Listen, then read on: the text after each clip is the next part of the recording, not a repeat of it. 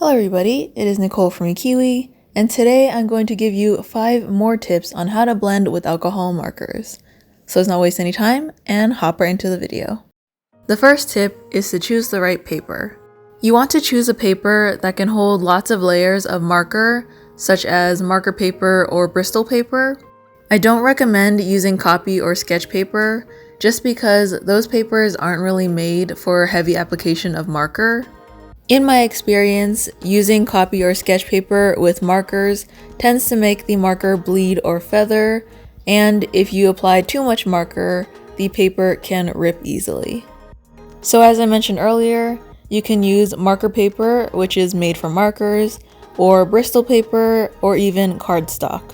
I would just recommend something with a smooth surface, just because it makes it easier to blend the markers together. If you are using marker in some sort of book or coloring book, then I would suggest placing a few pieces of paper behind the drawing just to prevent bleeding on the other page.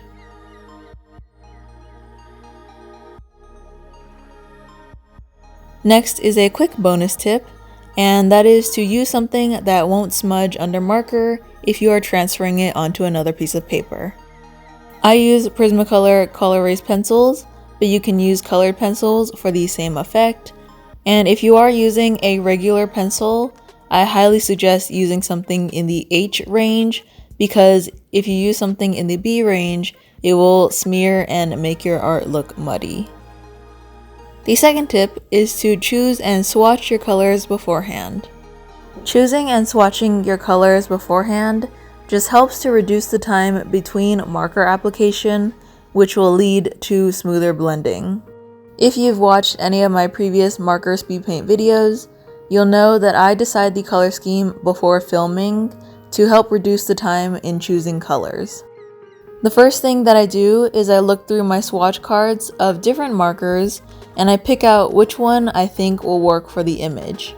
Then I take those markers out from wherever they may be and I swatch them on a piece of scrap paper. This process allows me to see if the colors work well together, or if the colors match, or if they even blend well together. And if they do, then I write down the code, and if they don't, then I cross them out.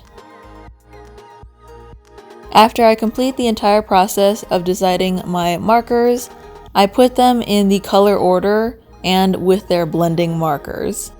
So for example, if I was working on one character, I would put the skin tones together, then the hair, but if I was working on 2 separate characters, I would put one character's color scheme on one side and another character's color scheme on the other. With this method, I'm not scavenging my desk looking for a specific marker and wasting time that I could be blending while the marker is drying. Having all the markers laid out in the order that I want it and with the colors that they are going to be with makes it more easily accessible for me to grab the markers that I need as quickly as possible so I can blend colors together before they start to dry out. I also tape my marker swatch card next to my drawing just so I can quickly reference which marker correlates with which color, just because cap colors can be deceiving and you don't want to get mixed up.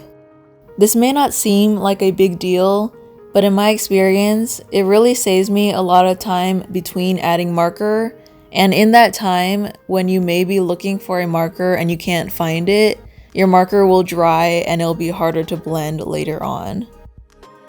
The third tip is to work from light to dark. It is easier to cover light marker with a dark marker, but not vice versa.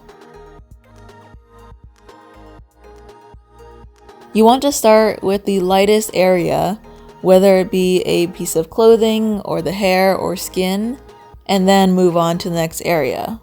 In this drawing, the skin is the lightest because I wanted this character to look really pale. If I were to accidentally go outside the lines, say into her hair color, it wouldn't really matter as much just because I know that I'm making her hair color darker and I can easily cover up that mistake. But if it was the other way around, where I started with the hair but accidentally went into her skin, it would not be so easy to take away the dark hair color from her light skin. Tip number 4 is to work in one area at a time. Working in one area at a time not only lets you focus on that area, but also prevents the marker from drying completely. If you keep jumping around on different parts of your drawing, it'll be harder to achieve that smoother blend because the marker will have lots more time to dry in between.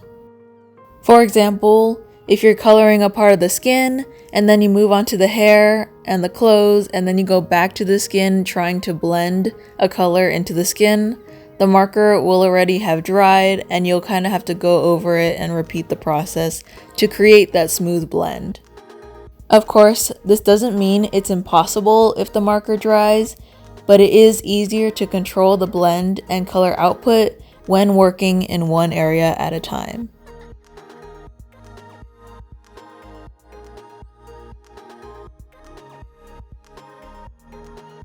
And the 5th tip is to keep the area saturated with marker.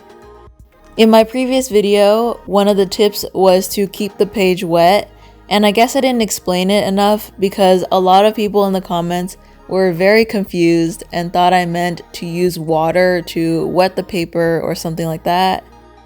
I want to clarify that this does not mean use water to wet the page, but instead it actually means keep the page saturated with marker. In order to do that, you want to keep going over the area you're working on with the base color, which is usually the lightest. For this example, I'll be coloring in the hair, which I'm creating a purple gradient. First, I'll add my base color, which is the light purple at the bottom. And then I add my second color, which is my medium purple tone. And while the markers are still wet, I want to add the base color again on top of everything in order to blend it together.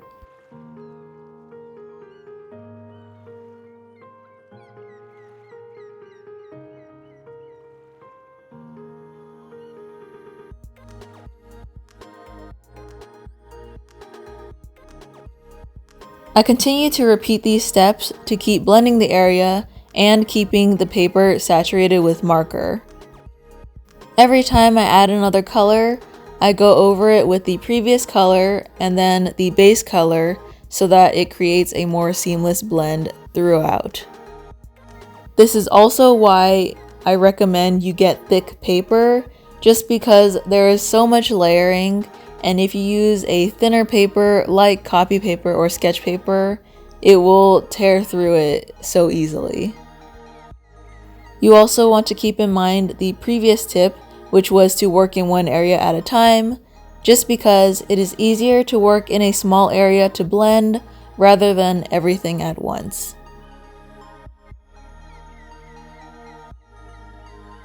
So those were my 5 more tips on how to blend with alcohol markers. I hope you found them useful or helpful in any way. I've used these tips when coloring with alcohol markers, no matter what brand they were or if they were brush or chisels or bullet nibbed, so they should be able to work with anything that's labeled as an alcohol-based marker. If you haven't seen my previous alcohol marker tutorial videos, I'll leave them linked in the description so you can check them out if you want to. Please let me know what other tutorials you want to see, whether it's more marker tutorial videos or drawing tips. I'll be sure to read all the comments and write down anything that I will be able to do. If you enjoyed this video and want to see more like this, be sure to hit that subscribe button and ring the bell so you're notified of when I post a new video. So with that, I want to thank you all so much for joining me today. Keep drawing, keep creating, and I'll see you all next time. Bye!